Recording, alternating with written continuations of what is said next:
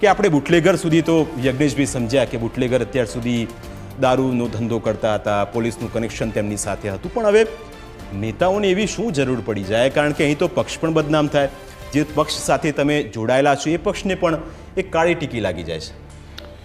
હું જ્યાં સુધી વાત કરું તો ગુનેગાર હોય એ કોઈ પણ પક્ષનો હોય, જ્યારે એને ગુનો આચર્યો છે તો ભારતીય જનતા પાર્ટીનો હોય કે કોંગ્રેસનો હોય કે કોઈ પણ પક્ષનો હોય, જ્યારે એ ગુનો કરે, દારૂનો ગુનો હોય કે બીજો કોઈ પણ ગુનો હોય, આ તો આપણે દારૂના ગુનાની ચર્ચા કરી રહ્યા છીએ, પણ દારૂ સિવાયનો કોઈ પણ ગુનો હોય ને કોઈ પણ પક્ષના વ્યક્તિએ કર્યો હોય તો ભારતની જે દંડ સંહિતા છે અને ભારતનો જે પ્રમાણે આપણું જે ન્યાયતંત્ર છે એ મુજબ એને સજા થવી જોઈએ અને એ પ્રમાણે થાય છે. અને એ બાબતે મને પણ ગૌરવ છે કે ગુજરાતની અંદર પણ કોઈ પણ પક્ષનો ગુનેગાર હોય એને સજા થાય છે અને એ ગુનો જે કોર્ટ અને પોલીસ જે કામગીરી કરી રહી છે એ કામગીરી યોગ્ય કરી રહી છે. પણ યજ્ઞેશભાઈ એવું ના થાય કે સજા જ ના કરવી પડે, કારણ કે ગુજરાતમાં તો દારૂબંધી છે, તો પછી ગુજરાતમાં દારૂ આવે ક્યાંથી? અને એ પણ બુટલેગર હોય તો સમજ્યા, આ તો નેતા જ એની આખી પેવરી કરતા હોય અને એને આગળ વધારતા એવું ઘણી વખત બને છે.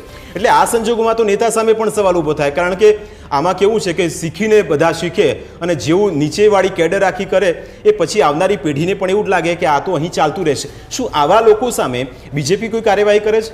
જો ગુજરાતની અંદર તમે જુઓ તો હમણાં આપણા જે રાજ્યમંત્રી છે હર્ષભાઈ સંઘવી અને ગુજરાત રાજ્યના મુખ્યમંત્રી આદરણીય ભૂપેન્દ્રભાઈ પટેલના વડપણ હેઠળ જે પ્રમાણે દારૂબંધીના કાયદાને કડક કરવામાં આવ્યો એ પ્રમાણે તમે જો આટલા, તમે પોતે જ બતાવ્યું કે આટલા કરોડ રૂપિયાનો દારૂ પકડાયો, નહીં એટલો દારૂ જે ખરો એ પ્રજાના મુખે જતો અટક્યો અને એટલા લોકોનું જીવન જે ખરું એક ખરાબ રીતે ખપ્પરમાં હોમાતું હતું એ પણ અટક્યું છે. એટલે ગુજરાતની પોલીસે આ તો યજ્ઞેશભાઈ સરકારી આંકડા છે, એના કરતાં પણ વધારે રકમ હોઈ શકે, કારણ કે સરકાર તો કહે છે કે 191 કરોડ ચલો માની લીધા.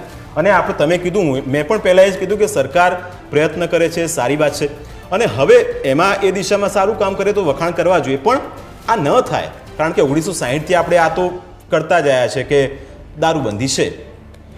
ભૂતકાળની અંદર આપણને ખ્યાલ છે કે આખી ટ્રકો એ પોપટિયાવાડમાં જાય, લતી બિઝનેસ કરે તો વડોદરાની અંદર તો રાજુ રિસાલદાર બિઝનેસ કરે, તો નદીની અપાર બા તો વહાબ બિઝનેસ કરે.